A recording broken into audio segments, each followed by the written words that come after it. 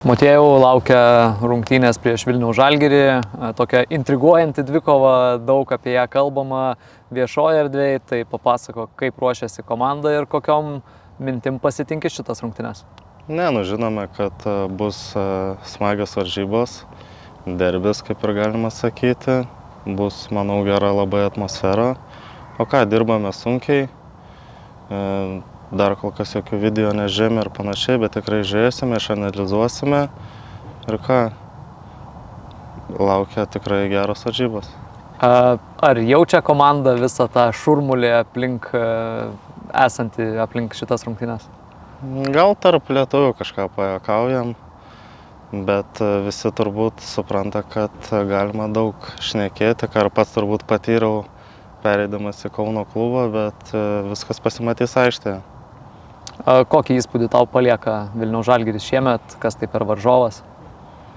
Tikrai smagi komanda, pasikeitė šiaip daug žaidėjų, bet kiek teko matyti, braižas komandos tas pats, tos pačios taktikos, bet pasiimti keli naujokai, tikrai nemažai jų ir nežinau, pažiūrėsime varžybas. Užsiminėjai pats apie tą perėjimą iš Vilniaus į Kauną. Ar bus kažkuo ypatingos šitos rungtynės, kažkaip kitaip gal jautiesi prieš jas? Tai tos motyvacijos tikrai ekstra bus. Vilniui praleidau daug metų, tai tikrai motyvacijos bus labai daug. Esame tikrai pasiruošę ir manau, kad bus nebloga kova aikštėje. Baigėsi rinktinių pertrauka, pats buvai ir Lietuvos rinktinėje.